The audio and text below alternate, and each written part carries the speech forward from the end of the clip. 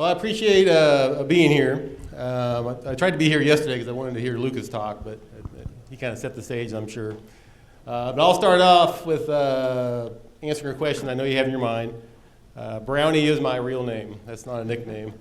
And I tell people that's one of the hazards you have when you're born in the late 1960s, right? You're not quite sure what state of mind mom and dad are in, but they pull through with a good idea. So. All right, so we're going to talk a little bit about the survey. I don't think I've ever been presented to this group before, but the KGS, we are a state agency that is housed within the university. So we are very much part of the University of Kansas as a research institute, but our job really is to do science, and particularly in Kansas, and then turn around and then serve that back to the folks. So we're kind of like the KU's version of the Kansas State Extension Service. That's a little bit about us. And I got to meet Nick.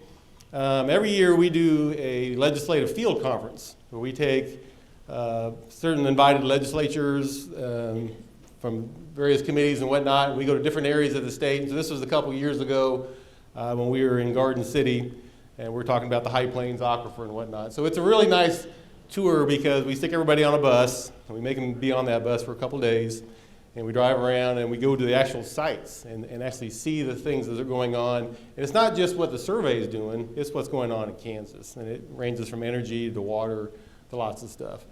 And so this is where I first got to meet Nick, and then he invited me here to come present today. And so we're going to talk about the High Plains Aquifer, and we're going to talk about water. And when I talk about water, I like to start off with this map. This is showing us what the normal precipitation is across our state. And normal is just the average of the last full 3 decades. And so this will be updated again in several years down the road. But it's not going to change much because we live in the rain shadow of the Rocky Mountains, right? And so we have a very significant trend that you don't see in other states. You see it in the Great Plains states as you move west to east. And we run from a semi-arid environment to the west, and every 25, 30 miles you go eastward, you increase precipitation about an inch, going from 18 inches over here on the Colorado line to almost 46 down here by Oklahoma and Missouri. And the dividing line, where does the west start, right? We're in the Midwest, we're in the west. Well, for water, we like to use that 100th meridian, which is basically Waukegan to Dodge.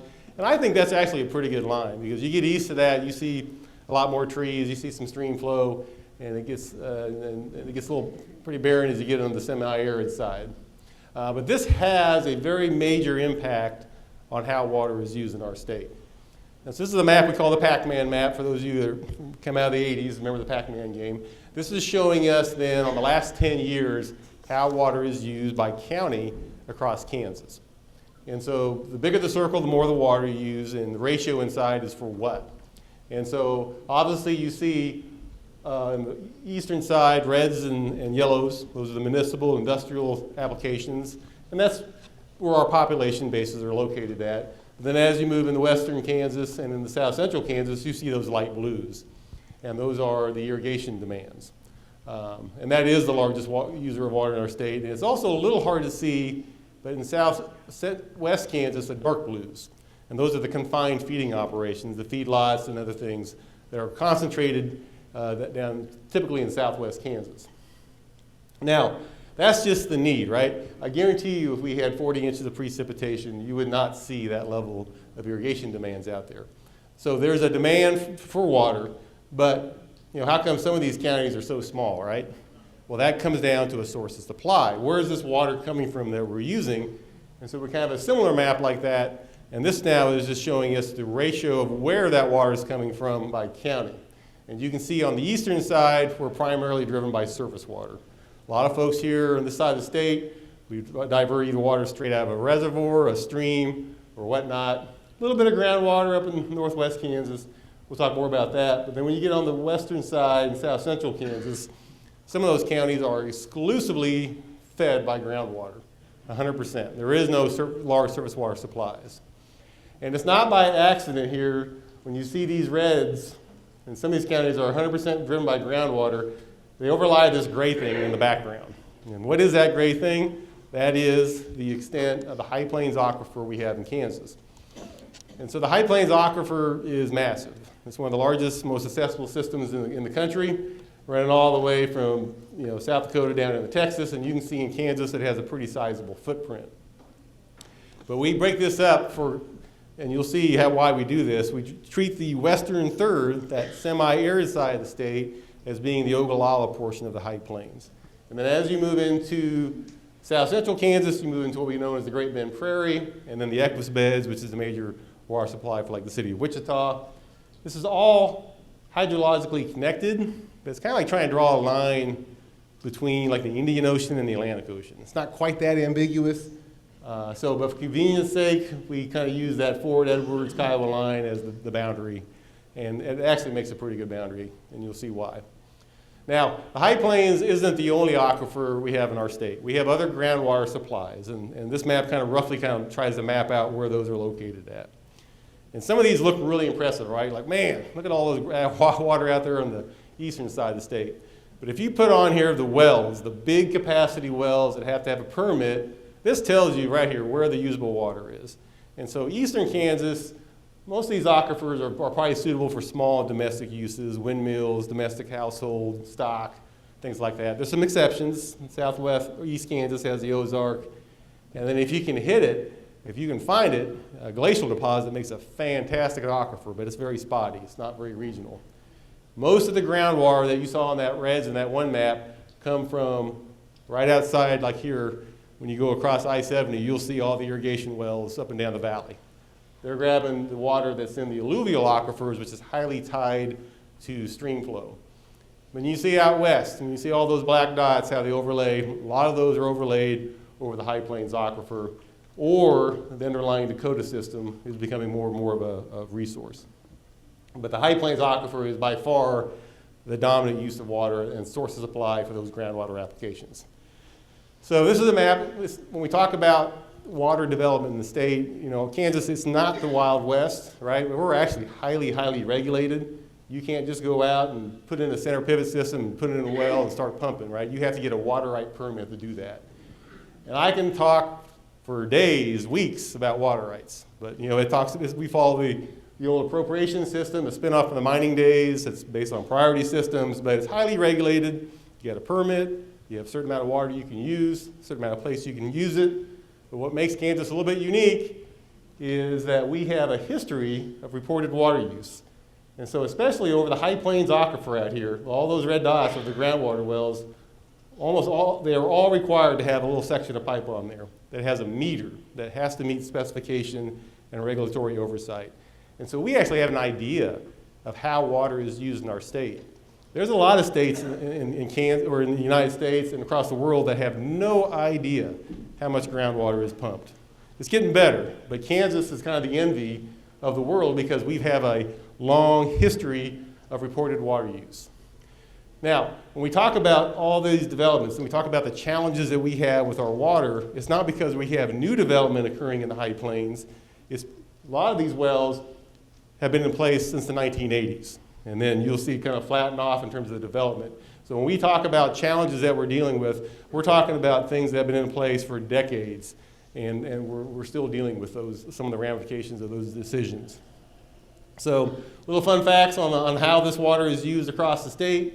Last 10 years, about 87, sometimes it's 90% of the water that's used in Kansas comes from a groundwater supply. 89% of that is used for irrigation, and the vast majority of that right out here in the western and south central Kansas. And that drives a major economic engine for Kansas and agricultural production, for sure, measured in the billions of dollars. Now, that's the state level oversight. There's also another key players when we talk about groundwater in Kansas, and those are groundwater management districts. These also have been around since about the 1980s. The idea here is local control. Each one of these districts have a tax base, they have a manager, and they have a board of directors. And they have the first right and say on how water is used in that area. Still has to follow state law, but the whole idea here is of local control. And we'll talk more about these groundwater management districts a little bit later on. So the High Plains is important to the state, and so it's a focus of active monitoring in terms of what we measure wells. And each one of these little black dots are wells that have been measured in the last 20 years. And you notice we really don't do a lot in eastern Kansas, so we don't have a lot of groundwater supplies. Most of that's in the High Plains. And if there's a red star on there, That means that's part of our annual network where we go out, we'll be doing this here in about a month, we'll go out in January and measure the water levels, and we try to do that year after year to get trends and idea of what's happening in the system. So most of the wells we measure are irrigation wells. This is a well along I-70 outside of Brewster, Kansas. And I'll admit, usually when I measure this well, there's usually a billboard right here. And if I'm driving our white Explorer with the state tags, I park it just on the back side of that billboard, and I watch people hit the brakes when they come around the corner while I'm measuring the wells. It's pretty funny, but after doing that 6 or 7 times, I realized just how pathetic my life is. We measure wells on the edge of the aquifer. This is in the Cimarron National Grasslands. That's a windmill. Not a lot of aquifer material there, but a little bit, and we measure those too. We pick up a lot of wells that used to be measured by the USGS or the U.S. Bureau of Reclamation, and they all look like this. They're all bent. The biggest hazard to putting a well next to the road is they get hit by the county lawnmower, literally. And if they're plastic, they get broke off. They're all bent like that. But we try to keep that long measurement history going on. And then some of the wells we measure are abandoned. This is a well in Meade County, and those are ostriches in the background. And I heard the story when we first measured this well, we were given one of those big aluminum grain shovels, and you use that to fight yourself to the well through the ostriches and then defend yourself while you were there trying to measure it, because they'd come up and check you out. Now, we measure wells. We use high-tech GPS stuff to get us to the well. We have an app, phone app for that. But then we use steel tapes to measure the wells. Most of these have an access port, and we don't go down the pump column. That's the straw that goes down in the aquifer and the casing. We go down in between that with a steel tape that's incremented down to the 100th of a foot, and we smear it in blue chalk. And then we dip it into the water table, and then when we pull it out, you can see where it's wet, and we can see where it's dry. And so if we held at 100 feet right there, and that bottom foot was wet, we know it's 99 feet to water. Pretty simple. Our challenge now is finding people to make these tapes anymore. That's actually a nationwide issue. So sometimes we can't measure a well. We do not measure a pumping well. There's some hazards in doing that. Some of these wells you can, but we typically do not measure those wells. Sometimes you try to get out there and there's a 6-foot-high snowdrift in the way, right? Can't make it. Sometimes you say, oh, hell, I can make it, and you get out there and you get stuck, you know? The older I get, the less this happens, at least for me anyways. Sometimes you get all the way out there and the well's blocked. There's something in the way, right? This is a dead possum that's literally frozen. But at least this one I can see. Sometimes they're down the whole 50 feet, and you don't notice until hair starts coming out. It's kind of, yeah, a little smelly too. Sometimes the landowner comes out and says, get the hell off my ground, or I'll unleash the attack monkey on you. So this is actually the landowner came out with his monkey, and I put the black boxes on there to protect their identities. And you may laugh, but when you go down to Morgan County, people know who this guy is, right? And so, and that was an actual picture. He came out there with the monkey, and we had to take his picture. And I point this out, too, because the wells that we measure, again, with the KGS, we don't have any regulatory authority. And so everything we do here is through landowner permission. So we get landowner's permission, and most of them like this to measure their wells. But sometimes people will say they don't like the results they're seeing, and they'll kick us out. That's pretty rare, but it's still a voluntary program. All right, so that's how we do things manually. We also have a program we call the Index Well Program, where each one of these dots, again, they're kind of focused over the High Plains, but we also have some along the Kansas River Valley here, where we've installed a true observation well. And that well is not pumped. It's got a pressure transducer down there, and it provides us real-time view of what the water levels are doing throughout the year, right? And the sun came on. Greg, I think you're leaning on the light switch. You're going to need to move over. Yeah, that happens. Okay. So here's a case where we actually have 2 wells. One's going down to the bottom of the Ogallala, the other's going down into the Dakota system below it. We're trying to measure that interaction. But the idea here is you can get online and you can actually see the real-time responses of the aquifer down to the hour. And these things update throughout the day, throughout the year. And so this is a well in Lane County right here where you can see going back to January 1st of 2023 how the water levels are rising until the pumping season kicked on, the water levels dropped. And you can see responses to pumping and what impact that has on the water levels. And then over the winter months, the water levels kept on rising up until the next season until the spring when the planting season started, and then the wells, the water levels responded to when the pumping season turned on. So we take all this information, take all those depth of water measures we do by hand, and we take all the continuous recorded data too, and we start analyzing this, and we'll start off with a map like this. This then is that depth to water. And we're looking at just the High Plains. So we're looking at Wichita's right here, St. John's, Garden City, Liberals down here. Most people see western Kansas on I-70 going through Goodland, Colby, and then down to the Oakley, the former home of the world's largest prairie dog. And if you feel like you have a big void in your life, like you never saw the prairie dog, you didn't miss anything. It was made out of cement. But it was a tourist trap. But anyways, here you can see the differences between the Ogallala and then south central Kansas. South central Kansas, the water table is generally within 50 feet of the land surface, right? Pretty shallow. Very mixed in the Ogallala. If you're in a river valley, right, the river valley is cut down, you're a little bit closer. The deeper parts of the aquifer for the High Plains is down here in Haskell County, where we're at 453 feet, I think was last year's deepest measurement. And we're going to have issues here because our steel tapes only go to 500. And so once it gets beyond that 500 mark, we're going to actually need to install wells that we can use, what they call electronic tapes.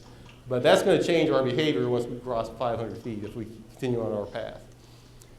Now, if you subtract the depth to water from the land surface, then you get the elevation of the water table. This is the top of the water in the subsurface. And this is important because what this tells us then is what is that water doing? It's moving, right? Groundwater does the same as surface water. It's going to flow to that path of least resistance, which is usually downhill. And so most of our flow paths then, our highs in the water table are along the Colorado line, our lows are to the east, and these arrows then are the flow paths of where that water is flowing. And this is one of our biggest struggles here when we talk about water management, is everybody wants to point the finger at Oklahoma. They're stealing our water. Well, they're not. If that was true, we would see these arrows bending down that direction. The other big challenge we have when we talk about water management is how fast is this water moving? And it's not moving very fast because the big driver in that movement is the gradient. How steep is it?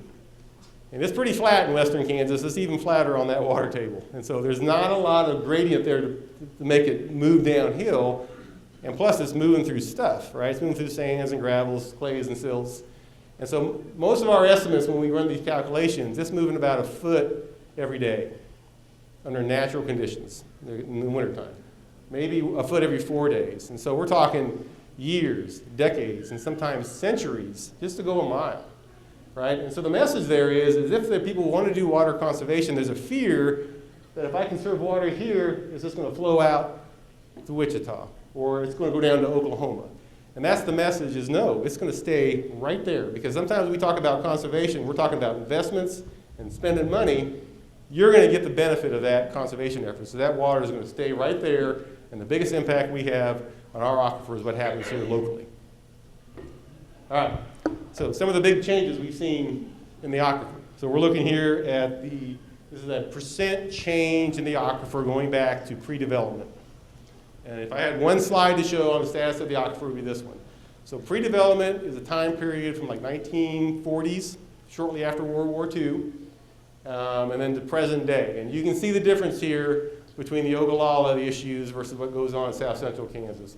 The Ogallala tends to be in a state of decline, right? We're in the semi-arid portion of the state. We get very little precipitation. Water is at depth. The recharge rates are measured in half to an inch. And so it typically is in a state of decline. It's just a matter of how fast that occurs. South central Kansas kind of goes up and down around that zero line. They have localized areas where they do have groundwater declines. But their issues really more are how does that relate to stream flow and aquifer stream interactions. They also have a little bit more water quality issues than what we see on the Ogallala side. But those are the differences that you see there. But the water levels are just part of the story. When you look at water level changes, you also need to know, well, how much water do we have there in storage, right? And so this is a map, this is a thickness map of the aquifer. So we're just taking that water table elevation, And then we have some other estimates of what the bottom is, the shales typically that are holding that water in place. We have a thickness here of the aquifer. And this is kind of a proxy for us to tell us how much water is in storage, right? And so again, it's very variable. So we have areas here where it's close to zero, or 25 feet. We have areas down here along the Oklahoma line where it's over 400 feet of thickness of aquifer material is saturated with water. And the driver of that is not the water table elevations, it's that bottom of the aquifer is much more like an egg crate. It has highs and it has lows. These shales, these less permeable layers, it's holding that water in place. We call that the bedrock. And so this is kind of a three-dimensional view looking from around Syracuse going down towards Meade. And so you can see the Ark River Valley, and you can kind of see some of that undulations in that underlying bedrock. And so some places have lots of water because the bedrock is nice and deep. We have other places where the bedrock has risen up close to the land surface and has basically pinched out the aquifer. And it's not so much the grandma and grandpa start, it just kind of depends on where your parents stopped and farmsteaded if you hit water or not. People didn't know back then, but it can be very variable in terms of what that bedrock looks like. And it has a direct impact on where we have water. Sometimes we have these old channels and where we don't, and sometimes that transition can be within a couple miles. Okay, so this is a map then here. This is our wiggle map, and it just starts in 1996. That's when the KGS took over the water level program, and we're just accumulating that water level change over time.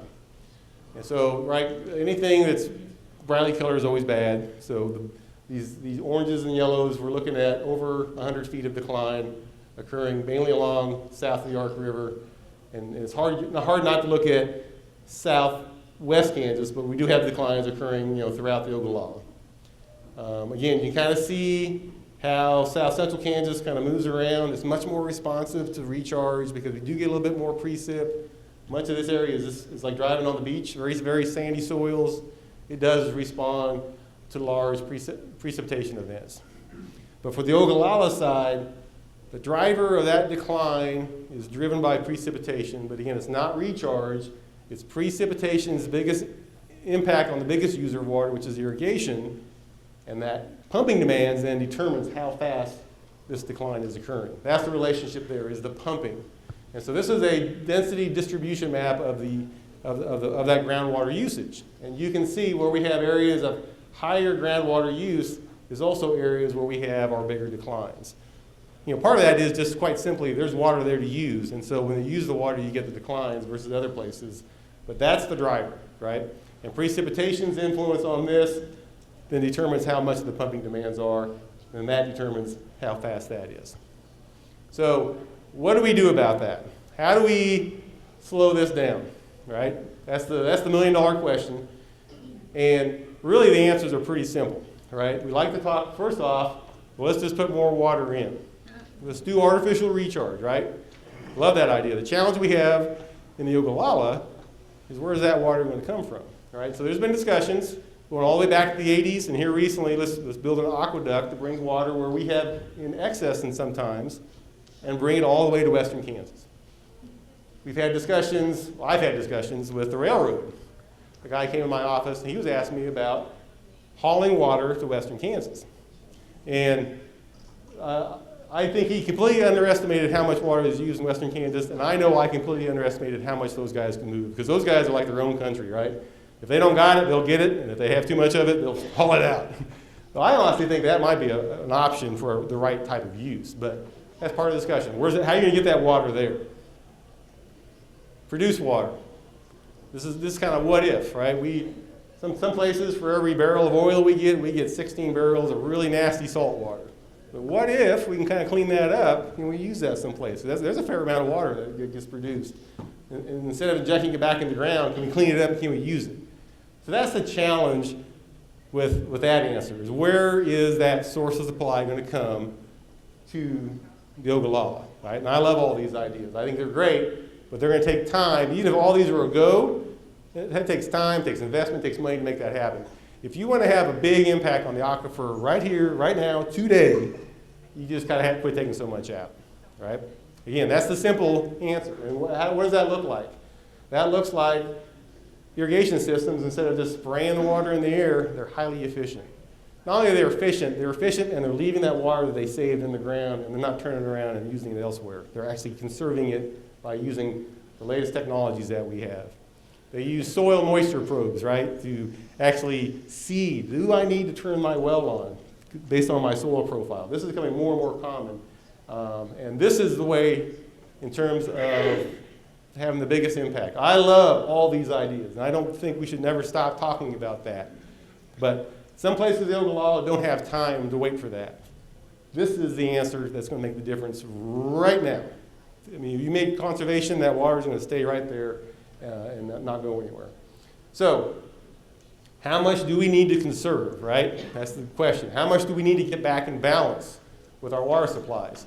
And to answer that question, we kind of came about it from kind of a different way. We came about it by looking at water levels of all things. And so I'm going to go back to these index wells that we talked about here with the index well program. And I showed you that one in Lane County. I'm going to show you one right over here in Scott County. This is like the second well that we drill as part of this program. And again, you can kind of see how the water levels go up and down. They decline in the summer months, and they rise in the winter. They decline, rise, and each one of those dots are a manual measurement. And it wasn't so much the decline that occurred here that was of interest. What was of interest was, look what happens when the wells turn off. Look at the way this water levels rise in this well. It's remarkably consistent. And so if you take this well and you look, when did the irrigation season end? When did the pumping season stop? It starts to rise, the water levels do. And it rises very consistently. It doesn't matter if that was a drought. It doesn't matter if that well, the wells around there were pumped hard or little, light.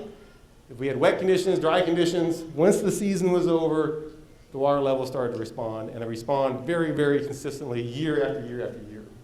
And I was like, whoa, we didn't expect that. But, so, realizing that this rises the same, we can now frame this into a water budget. And so this is like a little schematic. We talk about a water budget, it's just like your bank account. You got money coming in, you got a paycheck coming in, you got investments coming in, you're spending money, you're buying this or buying that. At the end of the day, your checking account's going up or down. It's exactly the same with a water budget. We got water coming into the aquifer naturally, through recharge, through irrigation return flows. It's coming in from the sides, it's going out the sides. What's going on right here is everything in that budget except for pumping. And we call this the net inflows. Everything in, out, not counting pumping. That's what we call the net inflow. And that's what's going on right here. That's the net inflows. There's a volume of water coming in year after year after year. And that's what we try to target our reductions against. And so we came out with a report a couple of years ago. We updated it, called the Status of the High Plains Aquifer. It's Tech Series Report number 25. And you'll see a lot of graphs in here and on a process that we call, it's been coined Q stable. Q, I work with a lot of folks that have PhDs and they like to put equations out, and Q stands for pumping a lot of groundwater equations. So we call this Q stable when you see a graph like this. And what Q stable is trying to do here is plot annual groundwater usage on the x-axis versus what the water level change is in that area. And we've done this because we have the data that allows us to do it, right? And so we did this for all these districts, and this is all of GMD number 3 going back to 2005, and you can see 2011, 2012, drought conditions, hot, dry, lots of water used, big declines. Relative to 17, 18, 19, we had some good moisture, less water was used, and less declines. And so this is basically our budget then for all of southwest Kansas based on averages. And that right there is the average conditions. What would it take then to get up here? And that's where the net inflows are happening right there. And that's about a 25% reduction based on those average conditions. And that's going from 2005 to 2022. And recognizing averages are made up of extremes. There's places that have bigger numbers than this and places that have lower numbers than this. But if you dial that down and do this by district, this is what the numbers look like in terms of how much does that pumping reduction across these big areas have to occur on whole to stabilize those aquifers at least for the next decade or two, and then we'll need to revisit this. But at least for a decade or two, if these changes took place, those water levels on average would stabilize. There'd be sometimes when it went up, sometimes it went down, right? So I talked about all these, so yeah, these are made up of extremes. Now, it's really easy, this last part, it's really easy for me to sit here and say, hey Nick, reduce your irrigation usage by 25% and you'll stabilize the water levels. I tell you, that goes over like a lead balloon coming from a state guy going out in western Kansas, right? They don't want to hear that coming from the state. And so it's really easy to say, it's much harder to put in practice. And so the management style plans today are really more focused on grassroots efforts here. And we have what we call LEMAs. The water world is not quite as bad as the military, but man, we got a ton of acronyms for sure. And you'll hear LEMA, it stands for Local Enhanced Management Areas, right? And we have 4 of these in our state. And the way these LEMAs work is these are plans that have to occur within one of these GMDs. And it's coming from that grassroots effort. It's coming from producers and water users. And they're coming up with a plan.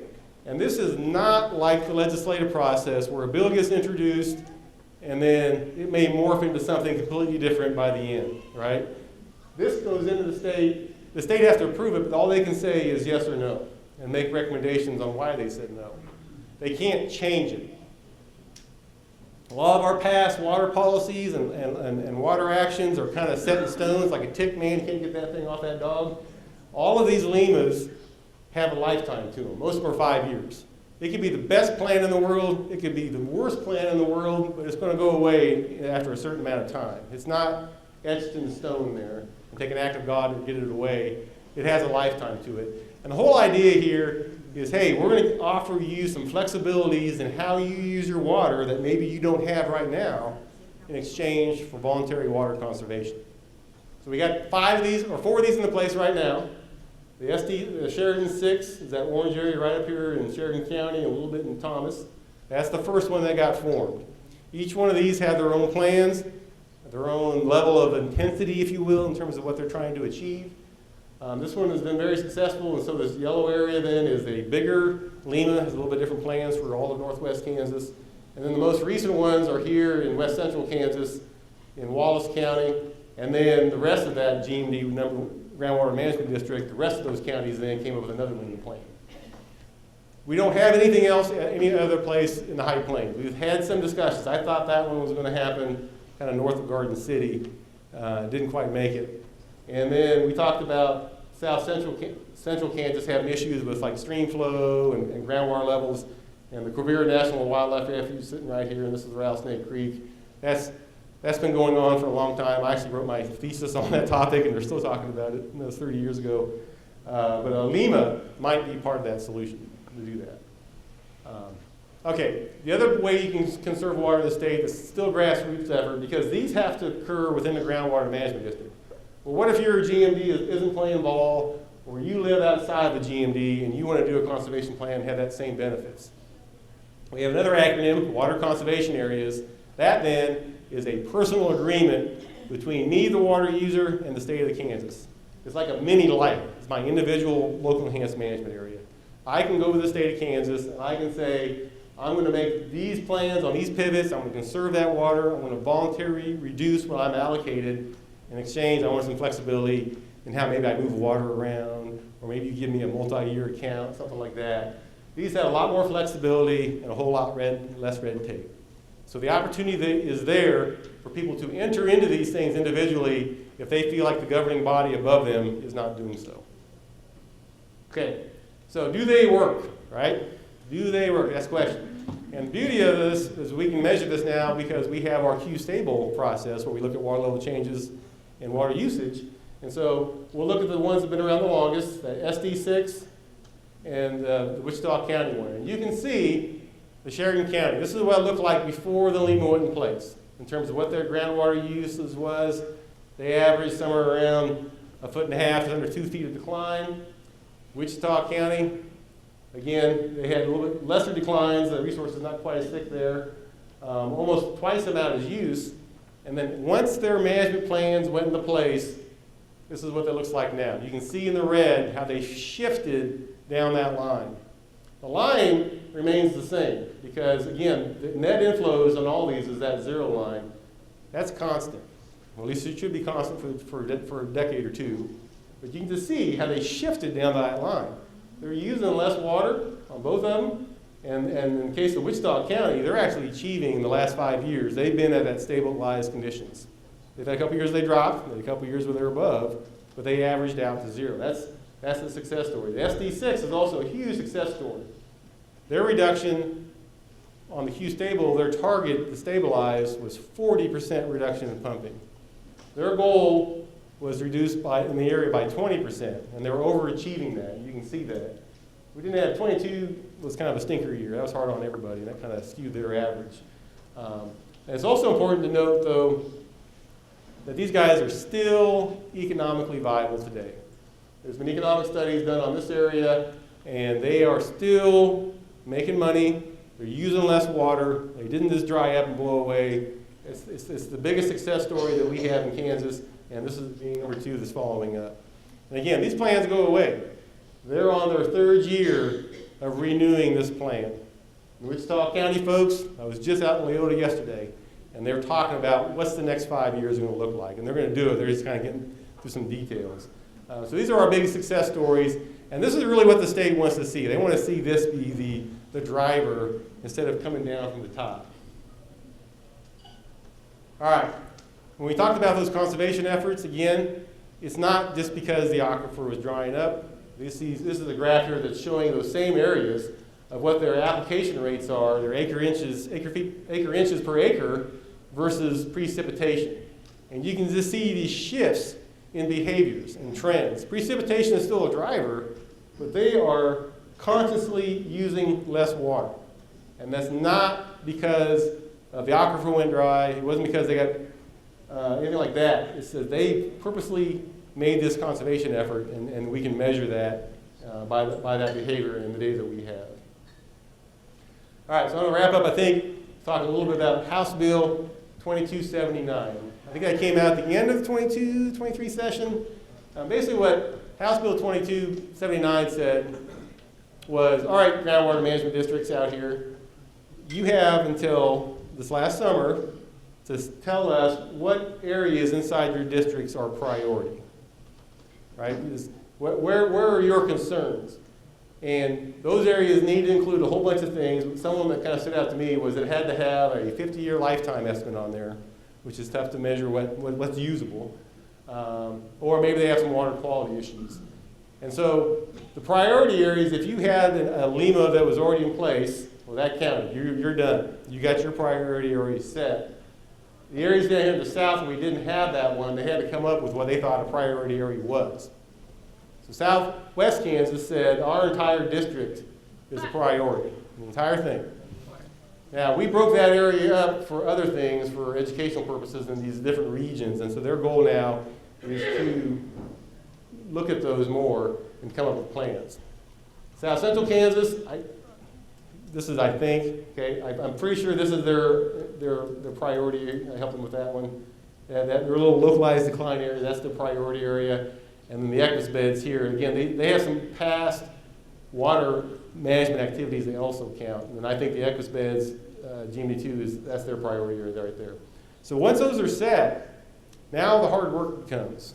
Because now they got 2 more years then to say, okay, what are we going to do about it? What are we going to do about that issue that's occurring in that priority area? The LEMA is already set, right? We've got groundwater declines. And this was where they're having the hard conversation right now. So yesterday and on Tuesday, I was out with the GMD and we had 4 public meetings, hundreds of people in there, and a little hostile. It was tense, right? There's passion here about this. And they've never had that conversation before about what are we going to do about the declines that we see. And they're having that really hard conversation I've never heard out there before. And so that's kind of a good thing, man. We're talking.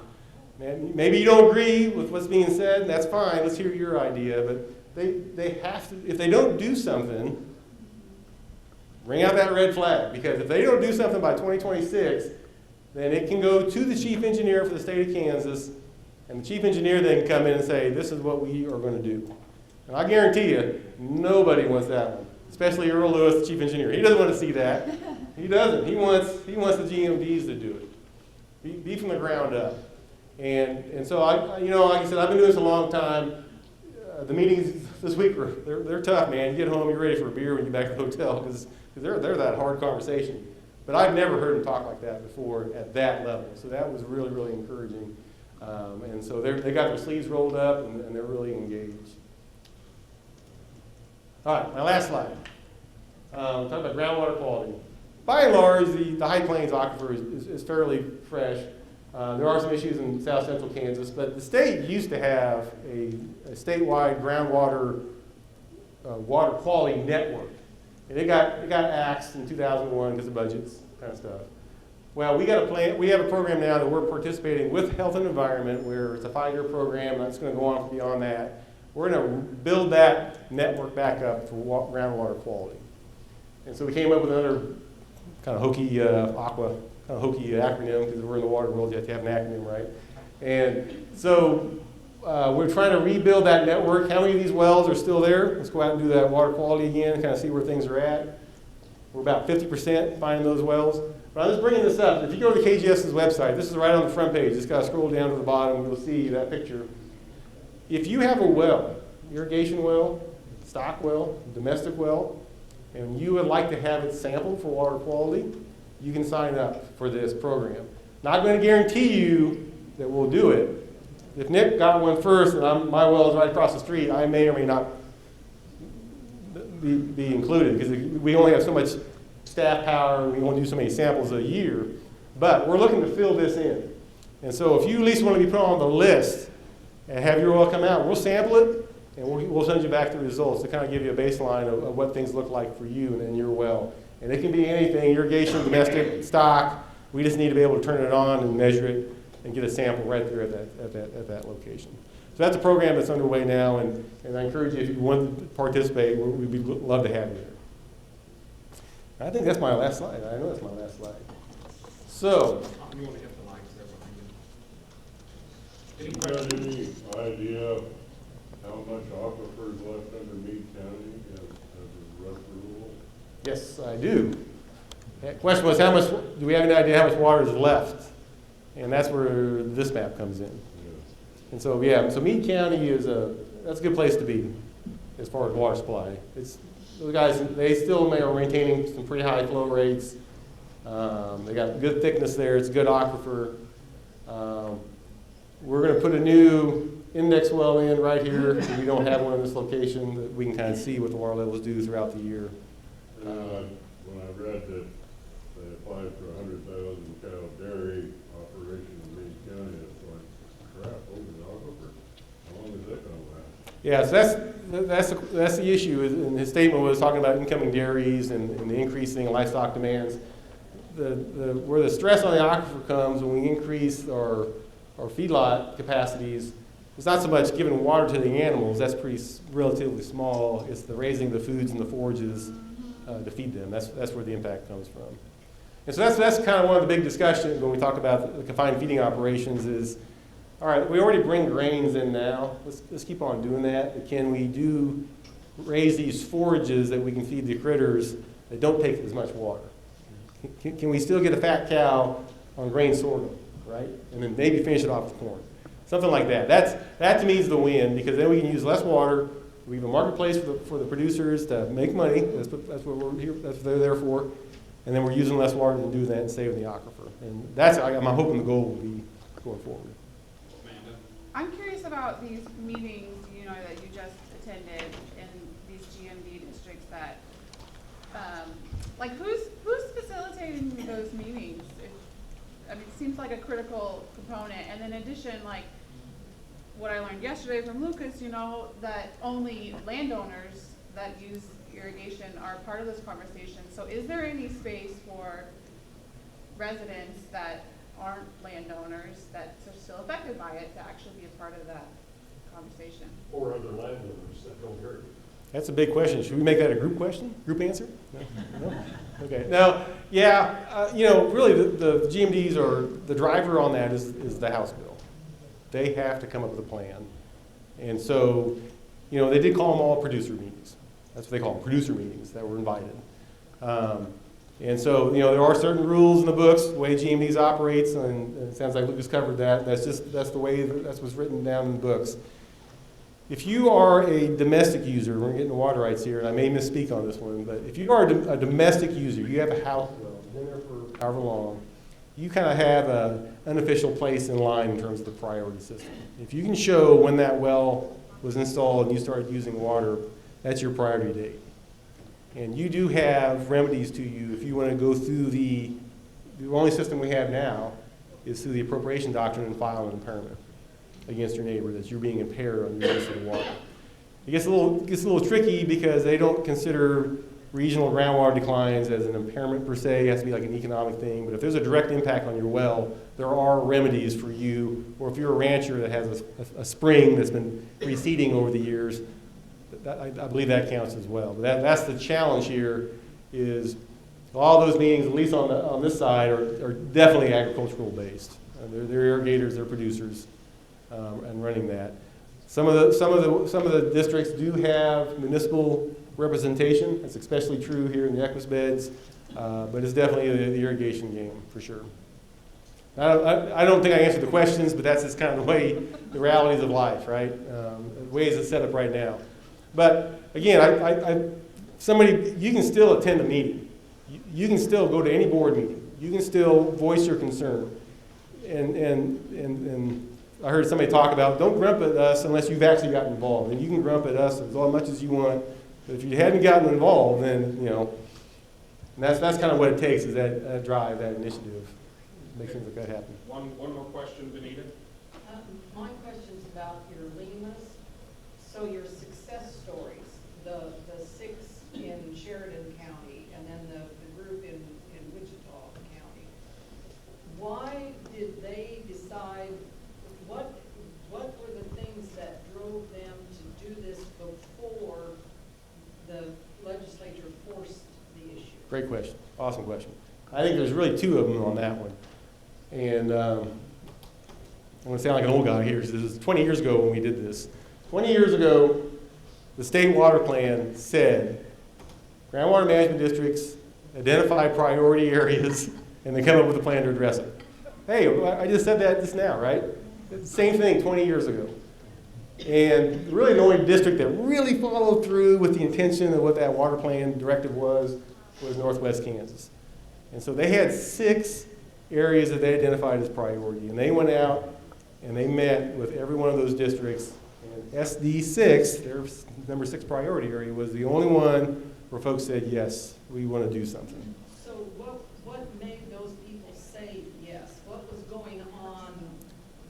Well, I think you can see when you look at the water level changes, there was always a bullseye right there. They always had the big declines. And I think people finally started realizing, hey, we need to do something about this, right? And again, not everybody was on board. I mean, once the LEMA plan goes into place, everybody has to participate, but it's voted on by a variety of fashions.